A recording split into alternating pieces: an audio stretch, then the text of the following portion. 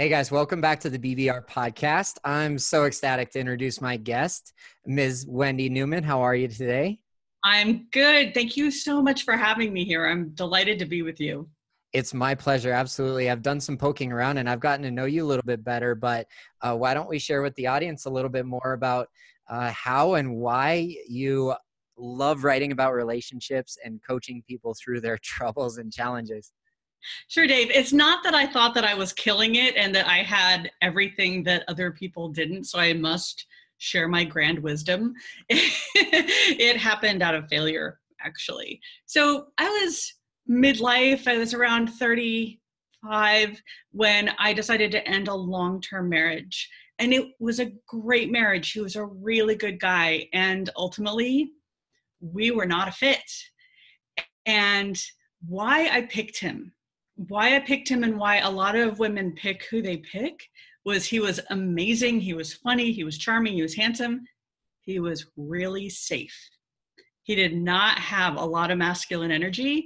And when I was 22, I was so excited because I got to boss him around and be in charge and run the show. And when you're 21, 22, running the show seems like a really good idea. But by the time I was 35, I was exhausted. I was doing everything and in charge of everything. And if we were in a dark alley, it would have been me protecting him. And great guy, love him to death, still in my life. But he became my brother and he became someone that I was in charge of protecting. And that was unsatisfying to me. And as I was soul searching, because leaving somebody who's amazing is kind of ridiculous. So I had to do a lot of soul searching to see, could I stay? Could I not stay? What do I need? And in that soul searching, I realized I did a very drastic version of what a lot of women do, which is I accidentally cut out all masculinity from my life so I wouldn't be put upon or run over by other people's needs or any of that kind of stuff. So I moved to San Francisco at 19, San Francisco, where all the men were gay. Safety zone right there. Pre-tech, all the men were gay. That's changed now, but back then. And my girlfriends were women. I worked for a nonprofit organization for disenfranchised women. So my clients were women, my bosses were women, my friends were women. I had gay men friends. I found the safest guy I could. I was set. And as I left, I thought, oh shit, I don't actually know how to deal with men in the world. How am I going to now be single and sort out who this whole man business is? How can I let a man be strong but not lose myself? How can I let a man be strong but have me be strong too? It's not an either or. So I started to figure that out and very quickly got in touch with a bunch of amazing people who were in the understand men business and fell so in love with what I learned in just days, even in the first weekend workshop, that I started working for a company who was really dedicated to researching and understanding men better. And over the course of the last 17 years, I've interviewed thousands and thousands of men on every single topic you could ever think up, and just have done so much work with understanding men and who they are. And I was so delighted by what I learned. So yeah, I sort of accidentally fell in the love and relationship man business just from my own failure. Mm-hmm. Mm-hmm. So you were feeling very, very safe in your marriage, but there was very little excitement. Correct. And that was more on like the biological level, but also your intuition was peaking and it was saying, you know what, you're not happy because you made a choice when you were 21, 22, to be the masculine energy in your relationship. Am I hearing you correctly? Yeah, that's right. And then there was one more little added piece, which was I was in a long-term marriage, and the thing that happens in every long-term marriage happened to me. Only I didn't know how to deal with it, and I thought I was different, which is biologically, we're literally not designed to want each other the way we do the first month. right? So many years down the line with him, we weren't having sex, like maybe once a year. And I remember thinking, I'm 35, I am not 95, I'm not ready to hang this up yet. But we couldn't see a way to work our way back to actually working on it. And when you were, thank you very much for sharing that. I mean, I hear that all the time from the groups I attend, but also from the people that I talk to on a weekly basis, that's more common than you'd think. But when you began to understand men, did you also go through a realization that, wow, I may not even know myself? And then you found personal discovery in that journey too? Well, I think the personal discovery came from letting men be exactly how they are and who they are, and being able to let them contribute to me. I think that was my biggest learning, was before I was just like, nope.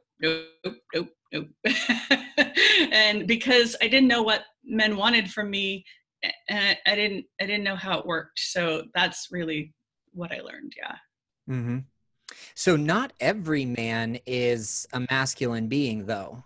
Correct. So there's some percentage of men who are a bit more feminine, and then men go through phases as well. So allowing men to be who they are brings in a component of like, well, now I identify as being more attracted to a masculine man so that there's excitement in my life and not just safety.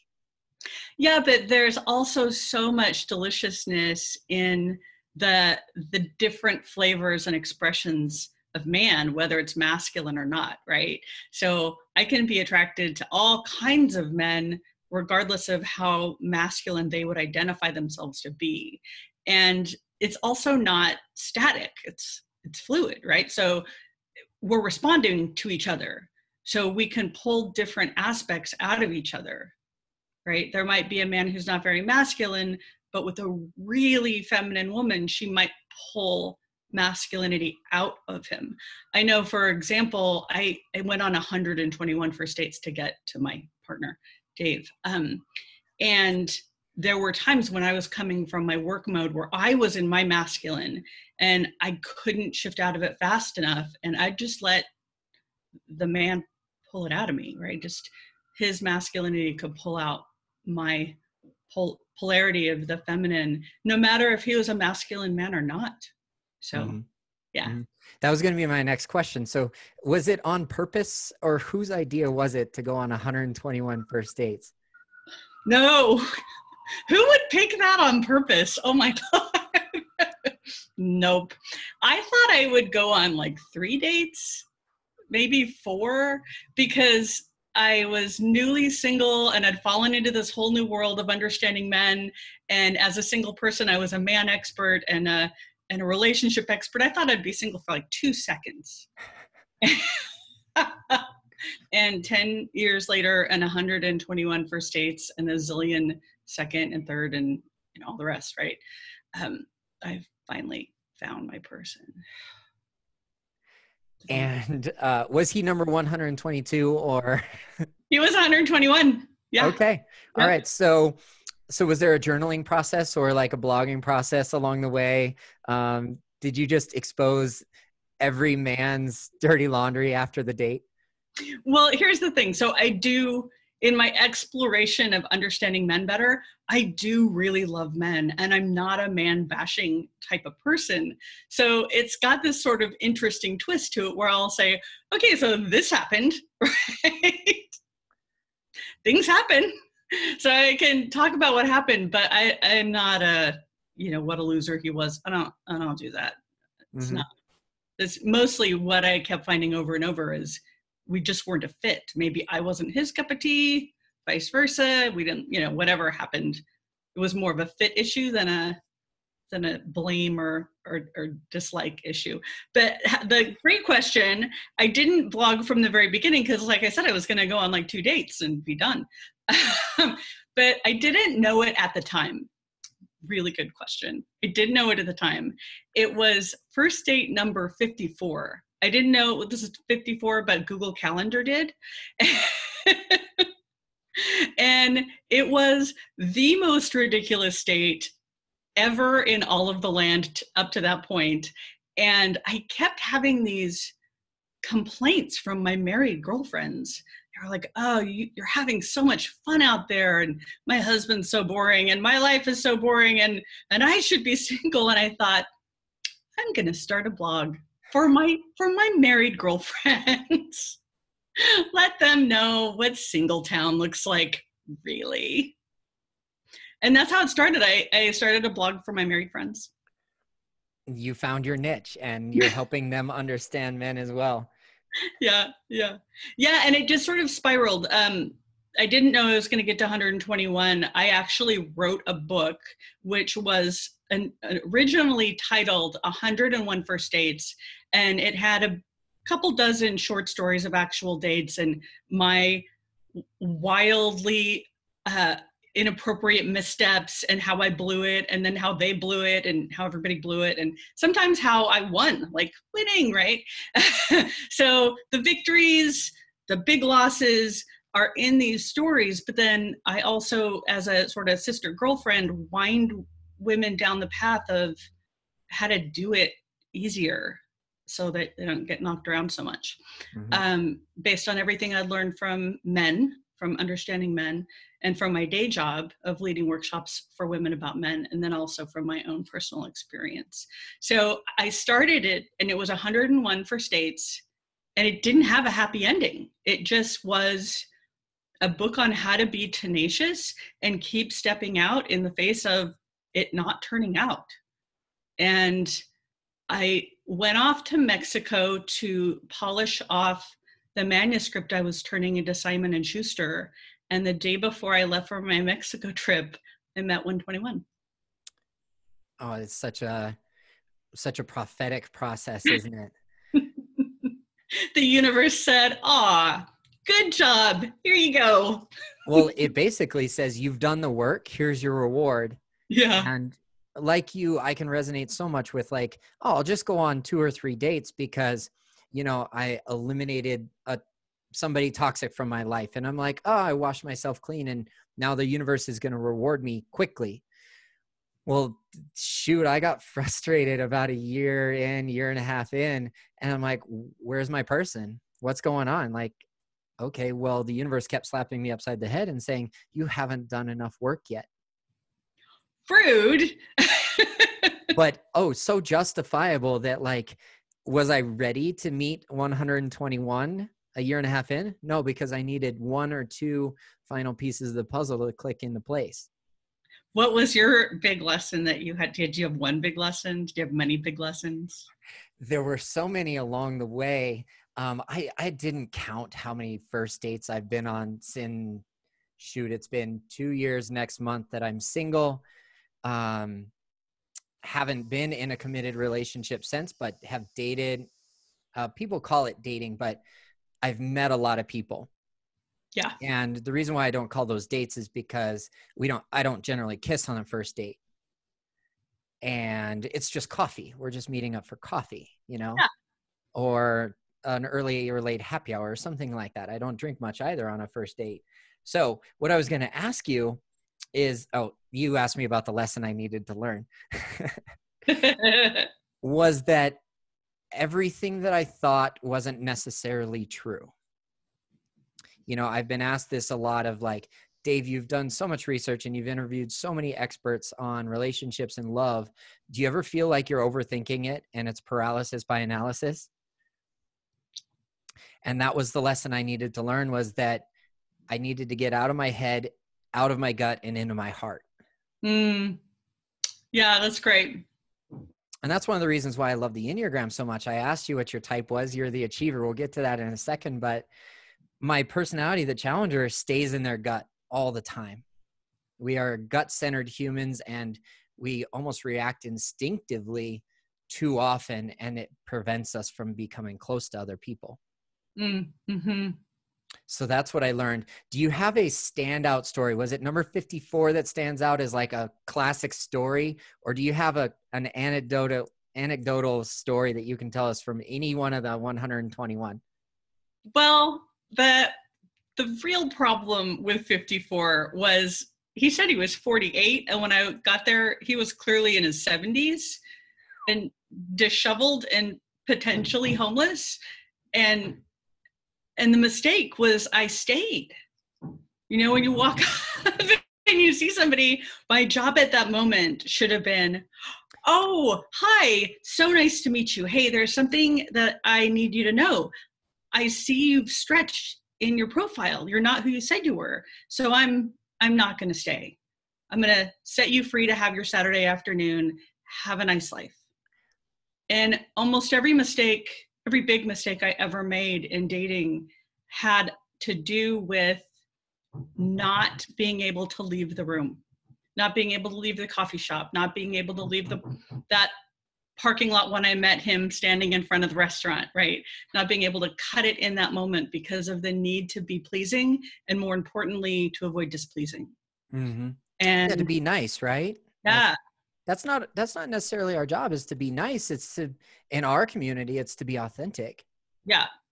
And I loved what my best friend said about this. She said, there's a really big difference between nice and kind. Nice is, oh yeah, call me. Mm-hmm. Mm-hmm. Where kind is, hey, so we're not quite a fit. Yeah. Right? A great time. You're great. Had a great time. Really great to get to know you. You're just not the perfect fit for me. Yeah. Right. Kind is being honest about it in that moment, and kindly and graciously letting them know what's really going on. Mm-hmm. So it sounds like you met that person online and he totally stretched. He embellished quite a bit. Yeah. So why should online dating be called online connecting? Because like you said, we're not dating. We're standing in front of a stranger, having a cup of coffee or a glass of wine or whatever, going for a walk around the lake, whatever you're doing. But it's a total stranger, and it's not designed for anything other than seeing, do I like this human? Do I want to spend any more time with this human? And it's not dating. Mm-hmm. I like to say I meet people online, whether that's Facebook, Instagram, Hinge, Bumble, Tinder, whatever. And so many different opportunities out there. I meet people online, but I date them in person. Correct. Yes. Yep. And I can totally relate to why you wouldn't be a huge fan of eHarmony, but I'm really curious as to why you're not a fan of Bumble.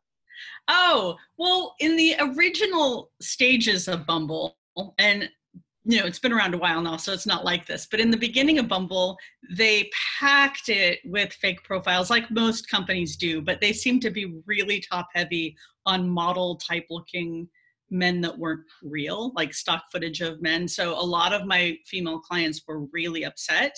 One of my close friends, who's model gorgeous, blonde hair, blue eyed, lived in LA, said, look, I'm here to tell you that it's not real.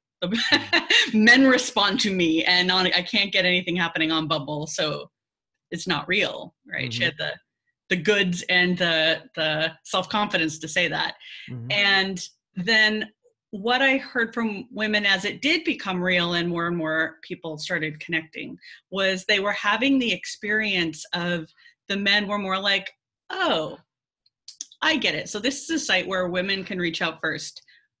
Good. Let's let them do some of the heavy lifting for a change. I will kick back and just let her do all the work. Which, if you want to do all the work, I know I did when I was 22. I picked somebody that I could do all the work. Mm-hmm. You want to be that person, you can be that person.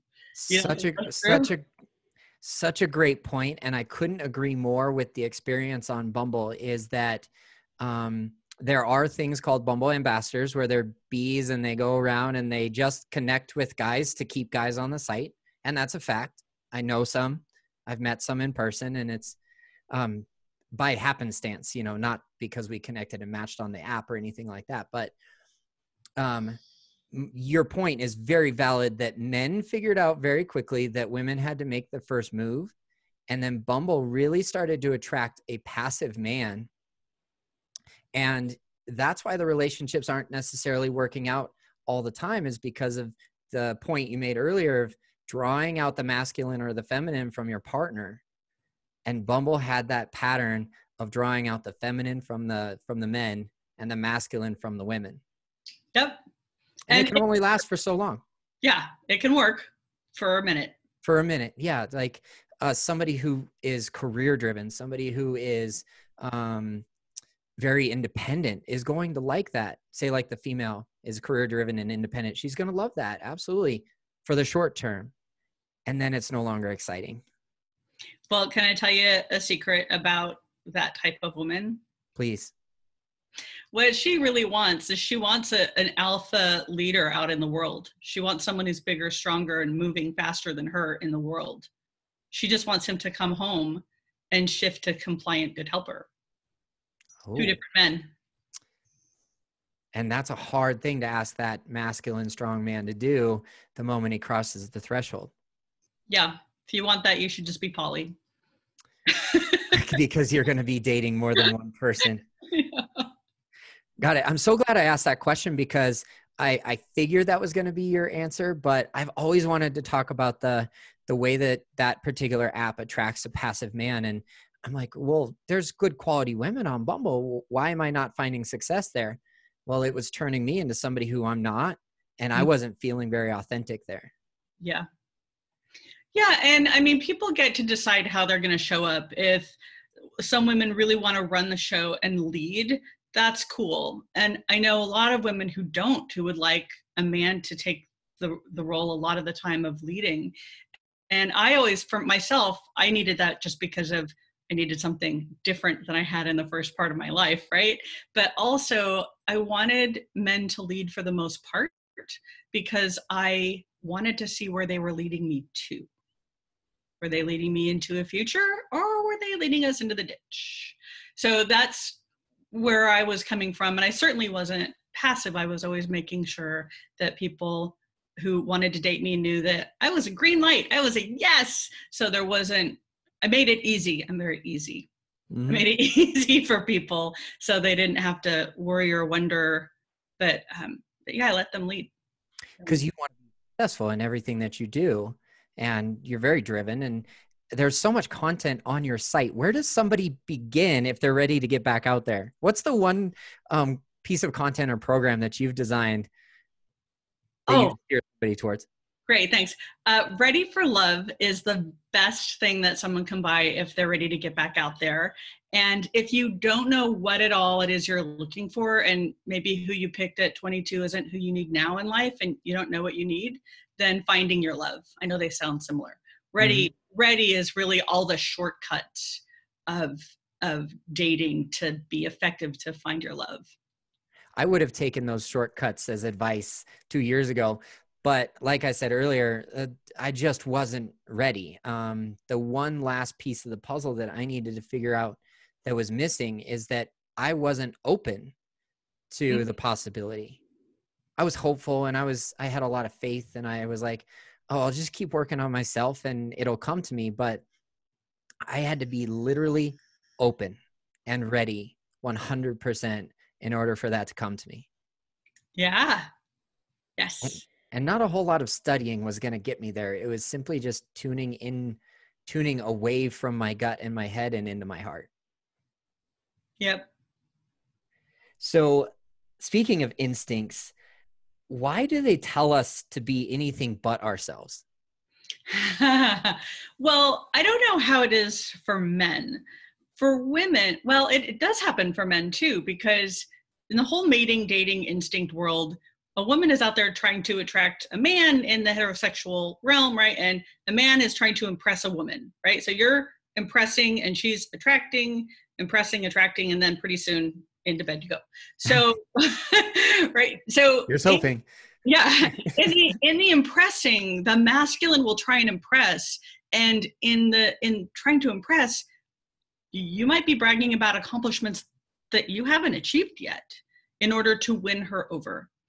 And women do this too when they're in their masculine mode. They'll use impressing to attract, which is kind of a double whammy and doesn't work. And that's a whole different conversation we can get to if you want to. But anyway, attraction for a woman, her instincts will say, you need to attract him. Use everything you got. Use your best features, use your intellect, use your wit, use everything you've got to attract him. And look at who he's attracted to. Maybe go look at an ex-girlfriend, look at his Facebook feed, look at who's he attracted. Be like her. Okay, oh, she had longer hair than I do. Shit, okay. all right, well, right? Oh, that she was dressed way better. I got to up my game with how I dress. So being more like what he's attracted to, and we're making it up. We're looking and we're evaluating, and this is all instinct. We're trying to figure it out. How do we attract you the most? And being ourselves, our authentic self, is the last thing our instinct ever thinks to be. And will that work long term? Oh, I mean, it just has us upset, off balance, being some weird version of not us, right? And when we're in the dating space, if a guy is going to commit, he's going to look at who is she, what does she need, what'll make her happy. And if we aren't being ourselves, we are never going to share what we need and what makes us happy. We're never going to we're going to be too freaked out about, I don't have anything to wear. If you don't know what to wear, just wear the thing that's going to make you happy. Yeah. Right? And comfortable, and the thing that makes you feel beautiful. Yeah. Yeah. That really doesn't matter to us in the long term, is like, does she show up confident? Does she show up, well, on the basic level, like she's interested in being there? Yeah. Aloof doesn't necessarily come across very well. It was great when you were 17, probably. Yeah. And the guys were chasing. Yeah. But now I think we're talking about pursuing versus chasing. Yeah. And there's a whole lot of chemistry and there's a whole lot of biology that goes into that. But when men are chasing, maybe like I had done for the first little bit after my last relationship, chasing. Well, it blew up in my face because I wasn't pursuing. There was no integrity and there was no authenticity there. Mm. Can you say a little bit more about that? What's the distinction for you? Oh, that's a good question. And it's something that I've been pondering. I've been looking for somebody to give me some advice here. And Dr. Jenny Schuyler gave me very good advice of like, well, Dave, if she's not acting interested, maybe she wants you to pursue her. You know, and I'm not one to chase because that's uncomfortable for me. Like, I'm a busy business owner. I don't have a whole lot of time, but I can certainly pursue and be very, very clear about my intentions, be very, very clear about my interests. I can humble myself. I can be the first to reach out every time. I think that's pursuing. But chasing is like, oh, are you free Friday? No? Okay, how about Saturday? And then Saturday turns into, oh, well, I got a date on Saturday. Let me ask her out to brunch on Sunday. You know, not coming from a needy place, but just coming from like a success. Oh, I got a win. I'm going to chase that next win. I want to win. And that's a big difference for me. Yeah. Very clear. Thanks. Yes, you're welcome. I do a whole lot of thinking, like I was telling you. And one of the tricks that was holding me back was like overthinking the relationship. And I go to counseling every other week. I just came from there this afternoon, so I'm dialed in. I'm ready to go. And I asked her for feedback. It's our last session after 2 years of working together. And she gave me some very good, clear instructions to move forward. And one of those things is like, I lost my train of thought there really quick, but chase. It wasn't talking about chasing. I'll think of it and then I'll kind of edit it back in. Sound good? Yeah. Okay. I don't lose my train of thought very often. But while we're talking about it and the expectation of chase versus pursue, how do expectations get in the way while we're dating? How do expectations get in the way? And I can kind of clarify the question a little bit more in the context of what happens when a girl doesn't give the green light signal after a first date. Oh, I want to share with you something that a man once told me that blew my mind.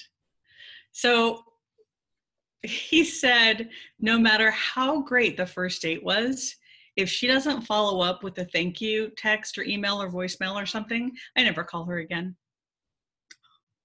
What? Wait, what? Yes. So a woman will leave a date and think, "Oh my God, that's so amazing! Oh, I hope he calls me. It was so great." And then Sunday happens and Monday, and then oh God, it's Wednesday and he still hasn't called, right? But we never did anything either. We didn't do any, "Hey, that was great" follow up. So the expectation, he's got to have a green light. He's not going to make a move, and our expectation, he's got to make all the moves. Can have two really great people who had an amazing date, never see each other again. Good job, people. Becoming, go ahead. So I just recommend sending the green light, that was an amazing time we had. Thank you so much for a fun date, and I look forward to more. Mm-hmm. The end. It's a green light, right?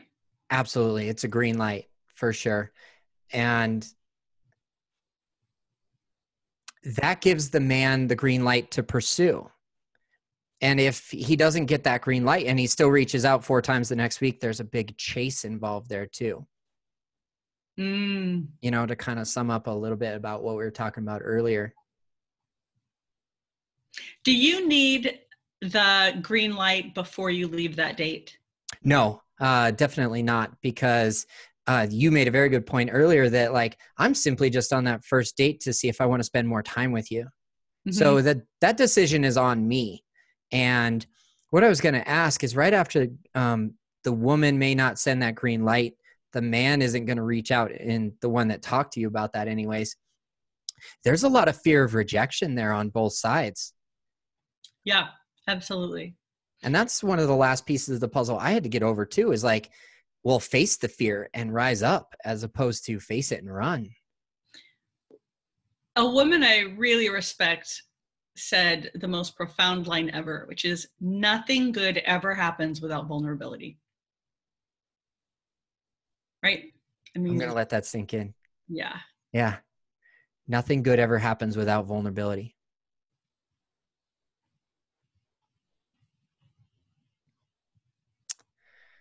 And our common thread, I interview a lot of experts, and I interview a lot of real life daters too. And that question of like, what holds people back in relationships, is the most common thing is fear of rejection.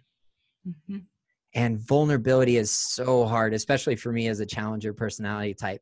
It's my lifelong lesson to understand that I won't be betrayed. I won't be betrayed by being vulnerable.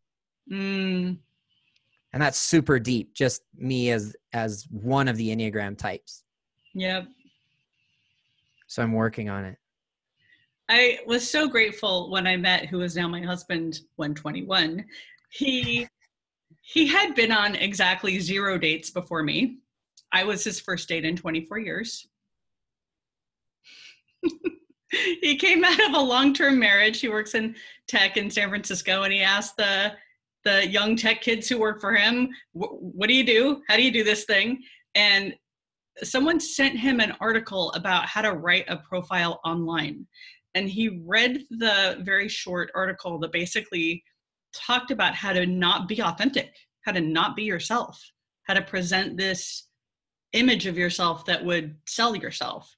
And he got a couple sentences in and he was like, "Nope, I'm done." Closed it, opened. He said, "Where do I go?" "Okay, Cupid." "Okay, cool." Went on Okay, Cupid, put about a paragraph down, threw one picture up. He was done. This is going to be himself. And that was it. Like, and he even said, "I'm really new at this. I don't know what I'm doing. I'm just going to tell you who I am. Here I am." And that worked for you because it's what you were looking for. Yeah, it was really authentic. Yeah, somebody real. Yeah. Mm-hmm. Now, it's not easy to spot authenticity. And a couple of things I've come up across in the last couple of years is unbridled self-disclosure, full-on transparency. Oh, God. I don't want that. Brene Brown calls those oversharing. Yeah. And they'll give their date the floodlight effect.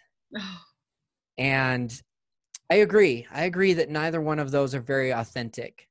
And in my case, if I were to choose to do either of those things, unbridled self-expression or 100% transparency, that's a defense mechanism from my standpoint. Mm, There's no automatic or inherent vulnerability and transparency. right. Right. But there's no vulnerability without at least a little bit of transparency. Yeah. And your 121, your now husband, was both transparent and vulnerable, and it came across very easily in his profile. Yeah, and it was short. I mean, there's definitely something to be said about rolling out who you are a little bit at a time. It's not irresponsible.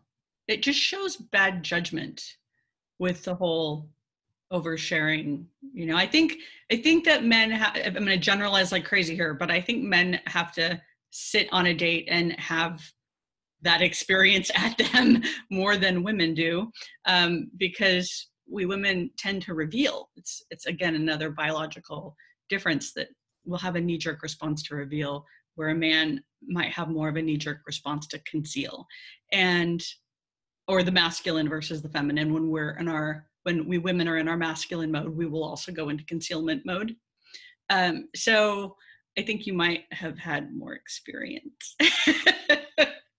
with the flood of information about who they really are.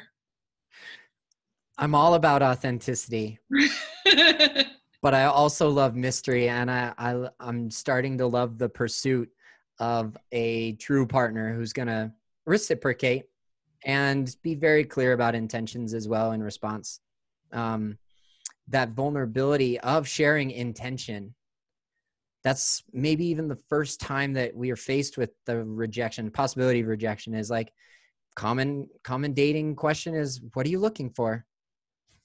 What brought you to Bumble? I'm sure it wasn't a passive man that brought you to Bumble. You weren't looking for that. What are you looking for? I wish maybe you and I should just change this. Like, you and I together change the entire world culture around what are you looking for. Sure. It's the most ridiculous thing. If you say a relationship, now, like, I'm here only for a relationship, and I kind of don't even care who you are. I'm looking to see if you fit in the relationship slot.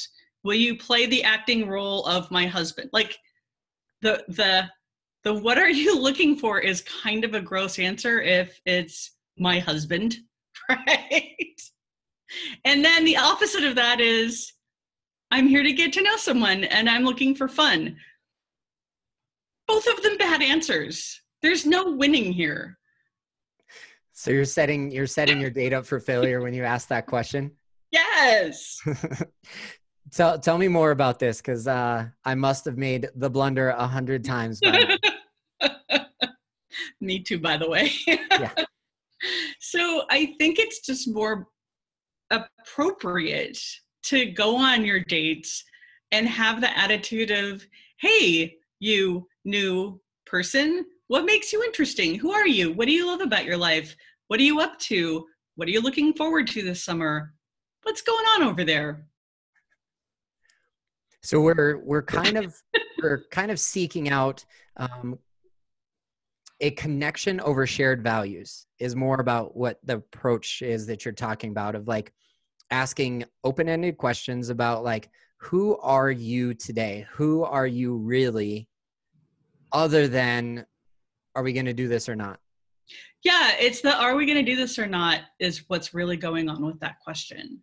And the thing is we can meet people when what they're looking for, oh shit, they weren't even ready for you, right? I'm a perfect example.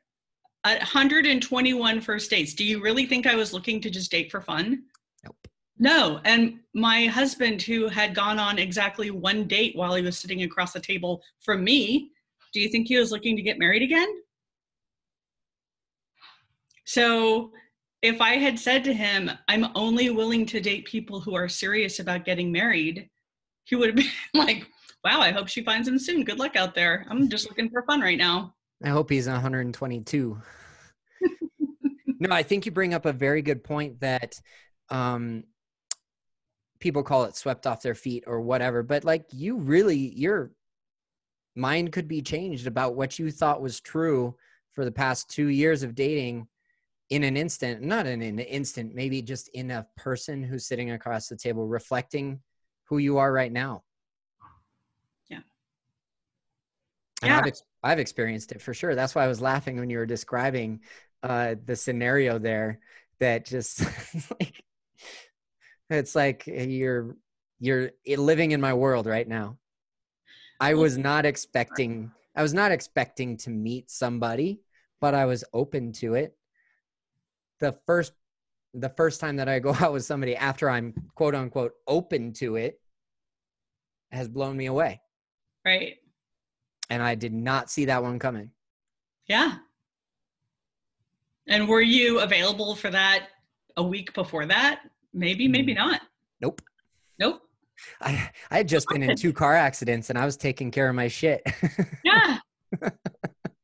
Yeah, I had no business on trying to cram in a quick meet and greet the night before I left for Mexico for 2 weeks.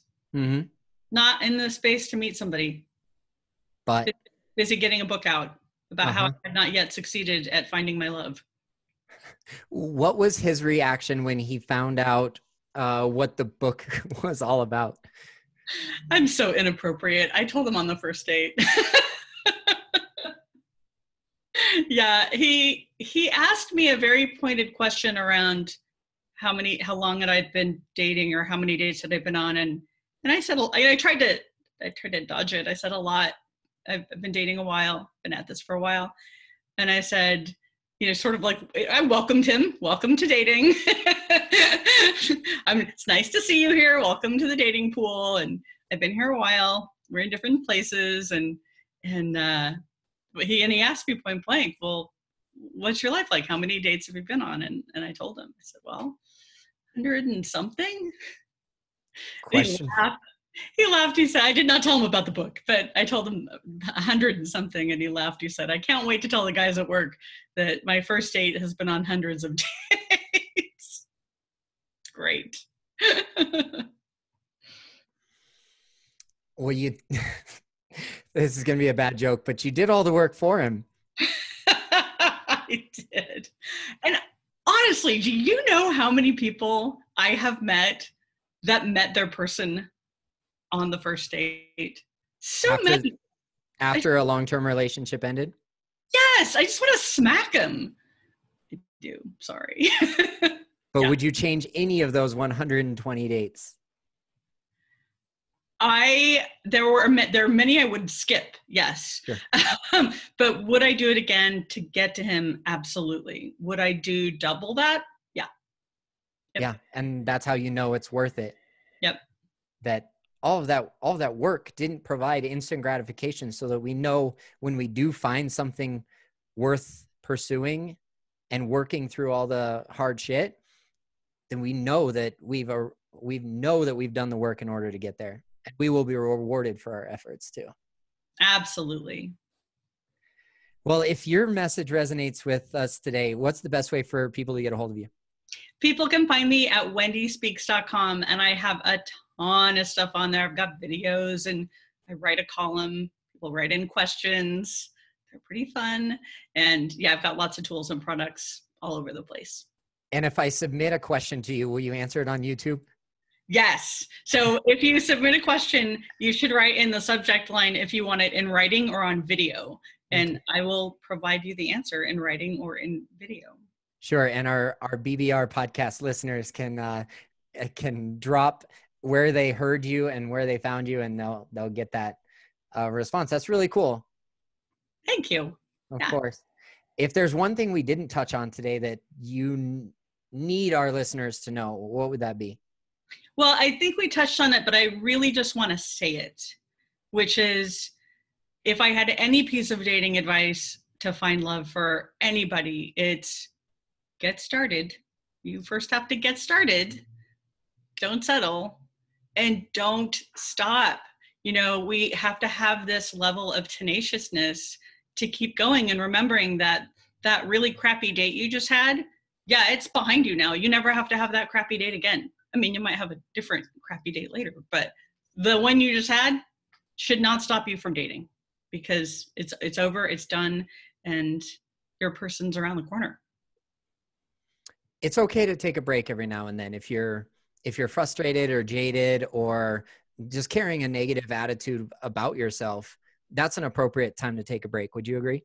I agree. And I also think it's really important that you grab a dating buddy to help you be accountable, to take a break for 2 or 3 weeks, not 2 or 3 years. Got it. Yep. Yeah, I've got some dating accountability buddies. They're the only people that get to text me after a certain time. No, I'm just kidding. That's not true. And one of them, for sure, I would not, actually both of them that are in this text thread, I wouldn't recommend that they date right now. Yeah. And that's so hard to meet them where they're at and just be their friend for a little while and maybe start a blog column about my dates so that they can read along. Yeah. And I think it's your responsibility as their friend to tell them the truth. I was so grateful when my friend Robert said to me, it was between 77 and 78. He said, "Oh girl, I hope you don't have another date on the books this week, because no one's going to actually meet you. They're going to meet some jaded, crispy, burned out version of you. You need a good break." Mm-hmm. Yeah. I've taken 2 breaks this year, and both breaks were pleasantly interrupted by excellent learning experiences, for sure. Good. And I've got a whole lot of gratitude for the journey, and it sounds like you do too. Absolutely. Worth it. Worth it. Mm-hmm. Well, I want to thank you again for your time. I know it's valuable. And what do you say in the next 6 to 12 months we catch up and we check in with where each other is at? Dave, I can't wait to see what your life looks like then. Yes, let's do that. It'll be drastically different. I promise you that much. It'll be both drastically different and exactly the same at the same time. Let's see what the universe has in store for us. Okay, that sounds good. All right. Thank you. You bet.